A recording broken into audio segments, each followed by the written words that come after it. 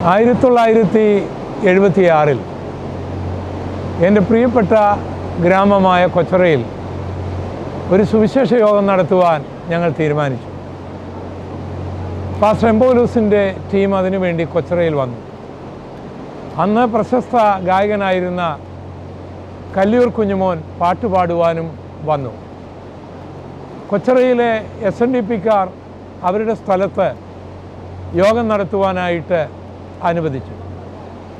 Kochara Sharon ചർച്ചിലെ പ്രിയപ്പെട്ടവർ അവിടെ stage കെട്ടുവാനും പന്തലിടുവാനുമൊക്കെ തുടങ്ങിയപ്പോൾ കൊച്ചറയിലെ വസ്ത്രവ്യാപാരിയായിരുന്ന കുഞ്ഞോയ് ചേട്ടൻ ഞങ്ങളോട് പറഞ്ഞു, ഗോപാലകൃഷ്ണ, നിങ്ങൾ എൻ്റെ കടയുടെ മുൻപിൽ നിങ്ങളുടെ യോഗം നടത്തിയാൽ നിങ്ങൾക്കിരിക്കുവാനുള്ള കസേരകൾ നൽകാം എന്ന് പറഞ്ഞു.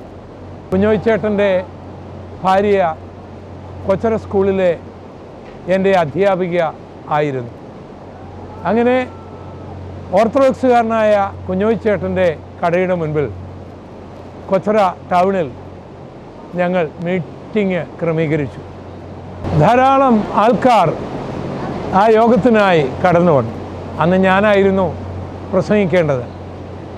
ഞാൻ പ്രാർത്ഥിച്ച് പ്രസംഗത്തിനായി ഒരുങ്ങിക്കൊണ്ടിരിക്കുമ്പോൾ വേദിയിലേക്ക് എൻ്റെ മൂത്ത സഹോദരൻ പൊന്നപ്പൻ കടന്നു വന്നു. അദ്ദേഹം എൻ്റെ അടുക്കൽ വന്നിട്ട് ചെവിയിൽ പറഞ്ഞു, നീ പ്രസംഗിക്കുന്നതിന് മുമ്പ് എനിക്ക് ചില നിമിഷങ്ങൾ നൽകണം, എനിക്ക് ചില കാര്യങ്ങൾ പറയാനുണ്ട്. ഞാൻ ഓർത്തു, എന്തായിരിക്കും എൻ്റെ ജ്യേഷ്ഠൻ പറയുവാൻ പോകുന്നത്? എനിക്കെതിരായിട്ടാണോ, സുവിശേഷത്തിനെതിരായിട്ടാണോ? ഒന്നും എനിക്ക് മനസ്സിലായില്ല.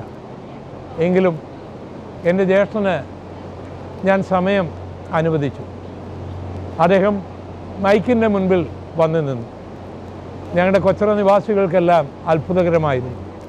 പൊന്നപ്പനും ക്രിസ്ത്യാനിയായോ എന്നവർ ചിന്തിക്കുവാനായി തുടങ്ങി. എൻ്റെ ജ്യേഷ്ഠൻ മൈക്കിൻ്റെ മുൻപിൽ വന്ന് ഇങ്ങനെ പറഞ്ഞു, ഞാനിവിടെ വന്ന് നിൽക്കുന്നത് ഇന്നത്തെ നിങ്ങളുടെ പ്രാസംഗികനും എൻ്റെ സഹോദരനുമായ ഗോപാലകൃഷ്ണനെക്കുറിച്ച് ചില കാര്യം പറയാനാണ്. ഞാനൊന്ന് ഞെട്ടി.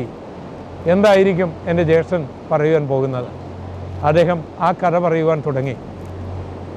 ഇന്നത്തെ നിങ്ങളുടെ പ്രാസംഗികന് 1 വയസ്സ് പോലും പ്രായമില്ലാതിരുന്ന സമയം എൻ്റെ അച്ഛനും അമ്മയും ഞങ്ങളും എല്ലാവരും ഒരു യാത്രയ്ക്കായി ആലപ്പുഴ ബോട്ട് ജെട്ടിയിലായിരുന്നു.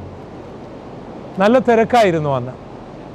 ബോട്ട് കാത്തുകൊണ്ട് ഞങ്ങൾ ഇരിക്കുന്ന സന്ദർഭത്തിൽ ഒരു മനുഷ്യൻ അവിടേക്ക് വന്നു. ആ മനുഷ്യൻ ഞങ്ങളുടെ ആരുടെയും അനുവാദം ചോദിക്കാതെ ഈ ഗോപാലകൃഷ്ണനെ കരങ്ങളെടുത്തു. അദ്ദേഹം കണ്ണുകൾ അടച്ചു. അദ്ദേഹത്തിൻ്റെ ചുണ്ടുകൾ ചലിക്കുന്നുണ്ടായിരുന്നു. കണ്ണിൽ നിന്നും കണ്ണുനീര് ഒഴുകുന്നുണ്ടായിരുന്നു. പ്രാർത്ഥനയ്ക്ക് ശേഷം അദ്ദേഹം നിങ്ങളുടെ പ്രാസംഗികനെ അമ്മയുടെ കരങ്ങളിൽ ഏൽപ്പിച്ചു. അപ്പോഴേക്കും അദ്ദേഹത്തിൻ്റെ ബോട്ട് വന്നിരുന്നു. താൻ ആ ബോട്ടിൽ ചെന്ന് കയറി. അപ്പോഴാണ് ഞാൻ ഒരു കാര്യം കണ്ടത്. അദ്ദേഹം പ്രാർത്ഥനാ സന്ദർഭത്തിൽ അവിടെ വെച്ചിരുന്ന തൻ്റെ കുട എടുക്കുവാൻ മറന്നുപോയിരുന്നു. ഞാൻ ആ കുട എടുത്തുകൊണ്ട് ഓടി. അപ്പോഴേക്കും ബോട്ട് പ്ലാറ്റ്ഫോമിൽ നിന്ന് അകന്നിരുന്നു.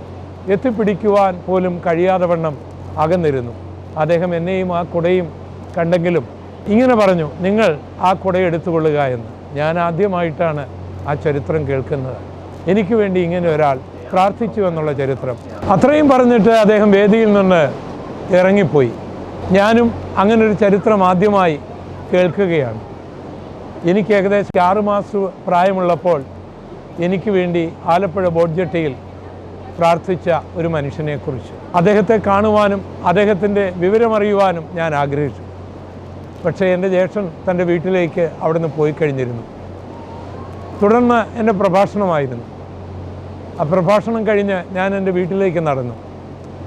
5 മിനിറ്റ് നടന്നാൽ എൻ്റെ വീട്ടിലെത്താം. ഞാൻ എൻ്റെ വീട്ടിലേക്ക് നടന്നു പോകുമ്പോൾ എനിക്ക് വേണ്ടി പ്രാർത്ഥിച്ച ആ മനുഷ്യനെക്കുറിച്ചുള്ള കാര്യങ്ങൾ അറിയുവാൻ, അദ്ദേഹത്തോടൊന്ന് നന്ദി പറയുവാൻ എൻ്റെ ഹൃദയം വെമ്പൽ കൊള്ളുകയായിരുന്നു. ഞാൻ വീട്ടിൽ ചെന്നപ്പോൾ ജ്യേഷ്ഠൻ ഉറങ്ങിയിരുന്നില്ല. ഞാൻ അദ്ദേഹത്തോട് ചോദിച്ചു, എനിക്ക് വേണ്ടി പ്രാർത്ഥിച്ച ആ മനുഷ്യൻ്റെ പേരെന്താണ്? അദ്ദേഹം എവിടത്തുകാരനാണ്? ഇപ്പോൾ എവിടെയാണ് താമസിക്കുന്നത്? എൻ്റെ ജ്യേഷ്ഠൻ്റെ മുഖത്തേക്ക് നോക്കി ചിരിച്ചുകൊണ്ട് പറഞ്ഞു, അതൊന്നും നമുക്കറിഞ്ഞുകൂടാ.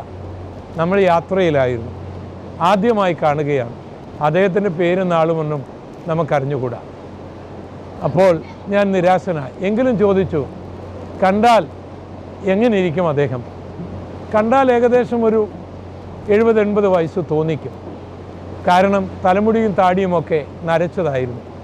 വയറുവരെ നീണ്ടുകിടക്കുന്ന താടിമീശ ഉണ്ടായിരുന്നു. എങ്കിലും നല്ല ആരോഗ്യമുള്ള ഒരു മനുഷ്യനായിരുന്നു. ഇത്രയും എൻ്റെ ജ്യേഷ്ഠൻ പറഞ്ഞപ്പോൾ അദ്ദേഹം ഒരു മനുഷ്യനാണെങ്കിൽ ഇപ്പോൾ ജീവിച്ചിരിക്കുവാൻ സാധ്യതയില്ല എന്ന് ഞാൻ കണക്ക് കൂട്ടി. പ്രിയപ്പെട്ടവരെ, ഈ സാക്ഷ്യം ഞാൻ എന്തുകൊണ്ടാണ് നിങ്ങളോട് പറഞ്ഞത്? ഒരു ഹൈന്ദവ കുടുംബത്തിൽ ജനിച്ചു വളർന്ന ഞാൻ യേശുവിനെ സ്വീകരിക്കുമെന്നും ഒരു സുവിശേഷകനായി തീരുമെന്നും ദൈവത്തിന് അറിയാമായിരുന്നു. ദൈവം ആ വൃദ്ധനായ മനുഷ്യന് ശിമയോനെ പോലെ അത് വെളിപ്പെടുത്തിക്കൊടുത്തു. ആ ബോട്ട് ചട്ടി അല്പസമയം ദൈവ സാന്നിധ്യം കൊണ്ട് നിറഞ്ഞു. അദ്ദേഹത്തിൻ്റെ കരങ്ങളിൽ ഞാൻ അമർന്നു. ആ വൃദ്ധനായ, ആ ഭക്തനായ, ദൈവനിയുക്തനായ ആ ദൈവദാസൻ്റെ പ്രാർത്ഥന, അനുഗ്രഹം പ്രചോദനമായി മാറി. പിന്നീട് ഞാൻ വളർന്നപ്പോൾ മദ്യത്തിൻ്റെയും മയക്കുമരുന്നിൻ്റെയും ഒക്കെ വഴിയിലൂടെ അല്പം സഞ്ചരിച്ചു. സുവിശേഷ വിരോധിയായി ബൈബിൾ തെറ്റാണെന്ന് സമർത്ഥിക്കുവാൻ പരിശ്രമിച്ചു. പക്ഷേ സമയമായപ്പോൾ, ആ പ്രാർത്ഥനയുടെ മറുപടിക്ക് സമയമായപ്പോൾ ഞാനും യേശു കർത്താവിനെ രക്ഷകനായി സ്വീകരിച്ചു. സ്നാനപ്പെട്ട് യേശുവിനോട് ചേർന്നു. ഒരു സുവിശേഷകനായി തീരുവാൻ ദൈവം എനിക്ക് ഭാഗ്യം നൽകി. എനിക്ക് വേണ്ടി പ്രാർത്ഥിച്ച, എന്നെ സമർപ്പിച്ച ആ ഭക്തനായ മനുഷ്യൻ എൻ്റെ സാക്ഷ്യം കേട്ടിരിക്കുവാൻ സാധ്യതയില്ല. ഞാൻ രക്ഷിക്കപ്പെട്ടുവെന്നും ഞാനൊരു സുവിശേഷകനായി തീർന്നുവെന്നും അദ്ദേഹം ഒരുപക്ഷെ അറിഞ്ഞെന്ന് വരികയില്ല. കർത്താവ് താൻ ഗംഭീരനാദത്തോടും പ്രധാന ദൂതൻ്റെ ശബ്ദത്തോടും ദൈവത്തിൻ്റെ കാഹളത്തോടും കൂടെ സ്വർഗത്തിൽ നിന്ന് ഇറങ്ങി വരുമ്പോൾ ക്രിസ്തുവിൽ മരിച്ചവർ ഉയർത്തെഴുന്നേൽക്കും. ജീവനോടിരിക്കുന്നവർ രൂപാന്തരപ്പെടും. യേശുവിനെ എതിരേൽക്കുവാൻ മേഘങ്ങളിൽ എടുക്കപ്പെടും. ഇതാണ് ബൈബിൾ പഠിപ്പിക്കുന്നത്. 1 തെസ്സലോനിക്കർക്ക് എഴുതിയ ലേഖനം 4:16 എഴുതിയിട്ടുണ്ട്. അന്ന് ആ വൃദ്ധനായ ദൈവഭക്തനും ഉയർത്തെഴുന്നേൽക്കും. ഞാൻ ജീവനോടിരിക്കുന്നുവെങ്കിൽ ഞാൻ രൂപാന്തരപ്പെടും. യേശുവിനെ എതിരേൽക്കുവാൻ മേഘങ്ങളിൽ എടുക്കപ്പെടും. ഞാൻ പ്രസംഗിക്കുന്ന, ഞാൻ ആരാധിക്കുന്ന യേശുവിനെ കാണും. ആ മുഖത്ത് ഞാൻ ചുംബനങ്ങൾ അർപ്പിക്കും. ആ കൈകാലുകളിലെ മുറിവുകൾ നോക്കും. അതിനുശേഷം ഞാൻ യേശു അപ്പച്ചനോട് ചോദിക്കും, യേശുവേ, എനിക്ക് 6 മാസം പ്രായമുണ്ടായിരുന്ന സന്ദർഭത്തിൽ എനിക്ക് വേണ്ടി പ്രാർത്ഥിച്ച ആ മനുഷ്യൻ എവിടെയാണ്? അദ്ദേഹത്തെ എനിക്കൊന്ന് കാണിച്ചു തരാമോ? നിശ്ചയമായിട്ടും യേശു ആ മനുഷ്യനെ കാണിച്ചു തരും. ഞാൻ അദ്ദേഹത്തിൻ്റെ അടുക്കിലേക്ക് ചെല്ലും. എന്നിട്ട് ചോദിക്കും, താങ്കൾക്കെന്നെ അറിയാമോ? ആലപ്പുഴയിലെ ബോട്ട് ജെട്ടിയിൽ ഒരു കുഞ്ഞു പൈതലിനെ കരങ്ങളിലെടുത്ത് പ്രാർത്ഥിച്ചില്ലേ? അന്നൊരു കുടം നഷ്ടപ്പെട്ടില്ലേ? ആ കുഞ്ഞ് ഞാനായിരുന്നു. ആ വൃദ്ധനായ മനുഷ്യൻ്റെ സന്തോഷം എത്ര വലുതായിരിക്കും! യേശുവിനെ രക്ഷകനായി സ്വീകരിച്ചതിന് ശേഷം ആലപ്പുഴയിൽ അനേക മീറ്റിങ്ങുകളിൽ ഞാൻ പ്രസംഗിച്ചിട്ടുണ്ട്. ബോട്ടുകൾ ഹയർ ചെയ്ത് പ്രിയപ്പെട്ടവരുമായി കടന്നുപോയി കർത്താവിൻ്റെ സാക്ഷ്യം വഹിച്ചിട്ടുണ്ട്. അതുമാത്രമല്ല, ആലപ്പുഴയിലെ ഫിനിഷിംഗ് പോയിൻറ്റിൽ ഞാൻ വിവാഹ ശുശ്രൂഷ നടത്തിയിട്ടുണ്ട്. ഇന്നിവിടെ ഞാനും എൻ്റെ ഭാര്യയും എൻ്റെ പ്രിയമകൻ ജോബിയും റീജയും എൻ്റെ കൊച്ചുമക്കൾ ജൊവാനയും ജെനിറ്റയും ഒക്കെയായിട്ട് മിൽഫോർഡ് സൗണ്ടിൽ ഈ ചെറിയ കപ്പലിൽ ഈ മനോഹരമായ ദൃശ്യം കണ്ടുകൊണ്ട് യാത്ര ചെയ്യുകയാണ്. ദൈവത്തിൻ്റെ വഴികൾ. കോവിഡും ന്യൂമോണിയയും എന്നെ ഒന്നിച്ച് ബാധിച്ച് മരണത്തിൻ്റെ തണുത്ത കരങ്ങളിലേക്ക് ഞാൻ പോയതാണ്. എന്നാൽ കർത്താവ് ഇറങ്ങി വന്നു. ഡോക്ടർമാർ കൈവിട്ടുപോയി, രക്ഷപ്പെടുകയില്ല എന്ന് പറഞ്ഞതാണ്. വാക്സിനൊന്നും അന്ന് ഞങ്ങൾക്ക് ലഭിച്ചിരുന്നില്ല. ദൈവം എന്നെ സൗഖ്യമാക്കിയതുകൊണ്ട് നിങ്ങളോട് സാക്ഷ്യം പറയുവാൻ, നിങ്ങളോട് ഈ വചനങ്ങൾ പറയുവാൻ ദൈവം എനിക്ക് ഭാഗ്യം നൽകി. പ്രാർത്ഥിക്കുന്ന ദൈവദാസന്മാരെ, ദൈവദാസിമാരെ, മാതാപിതാക്കളെ, നിങ്ങളുടെ പ്രാർത്ഥന നഷ്ടമാകുകയില്ല. പ്രാർത്ഥന കേൾക്കുന്ന ഒരു ദൈവത്തോടാണ് നമ്മൾ പ്രാർത്ഥിക്കുന്നത്. സമയമാകുമ്പോൾ നിങ്ങളുടെ മകൻ, നിങ്ങളുടെ മകൾ ദൈവഭാഗത്തേക്ക് വന്നിരിക്കും. സമയമാകുമ്പോൾ നിങ്ങളെ ഇന്ന് എതിർക്കുന്നവർ, സുവിശേഷത്തെ എതിർക്കുന്നവർ, ബൈബിൾ തെറ്റാണെന്ന് പറയുന്നവർ എന്നെപ്പോലെ മാനസാന്തരപ്പെട്ട് സുവിശേഷം പറയുവാൻ ഇടയാകും. അതുകൊണ്ട് പ്രാർത്ഥന കുറയ്ക്കരുത്. നിരന്തരമായി പ്രാർത്ഥിക്കുക. അനുഗ്രഹിക്കുവാൻ ലഭിക്കുന്ന അവസരങ്ങളിലൊക്കെ അനുഗ്രഹിക്കുക. അതിന് മറുപടി ഉണ്ടാകും. നിശ്ചയം ദൈവം നിങ്ങളെ ധാരാളമായിട്ട് അനുഗ്രഹിക്കട്ടെ.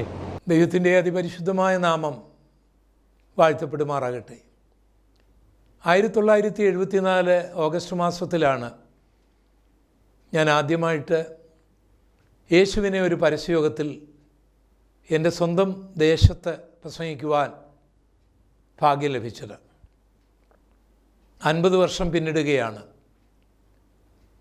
തിരിഞ്ഞു നോക്കുമ്പോൾ ഉയർച്ചയുടെയും താഴ്ചയുടെയും അംഗീകാരത്തിൻ്റെയും അവഗണനയുടെയും അഭിമാനത്തിൻ്റെയും അപമാനത്തിൻ്റെയും ഒക്കെയുള്ള അനുഭവങ്ങളിലൂടെ കടന്നുപോയി.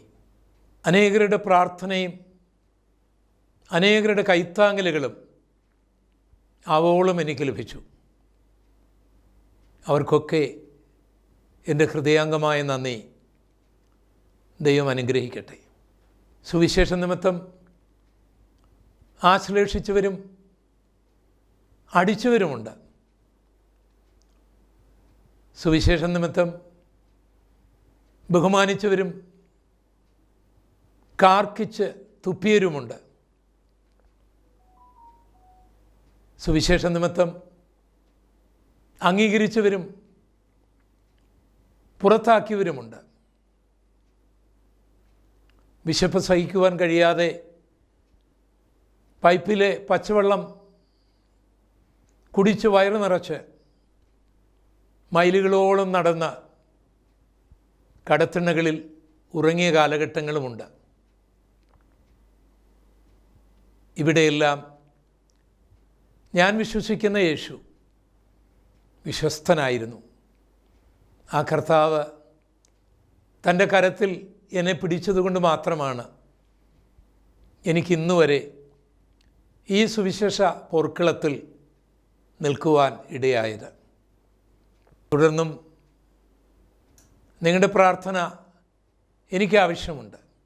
എൻ്റെ ജീവചരിത്രത്തെ ആധാരമാക്കി 3 പുസ്തകങ്ങൾ രചിക്കപ്പെട്ടിട്ടുണ്ട്.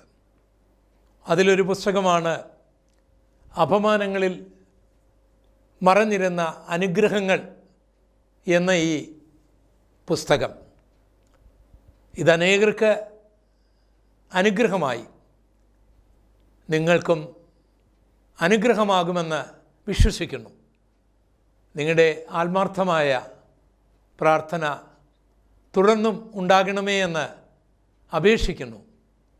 എല്ലാവർക്കും നന്ദി. കർത്താവിന് മഹത്വം.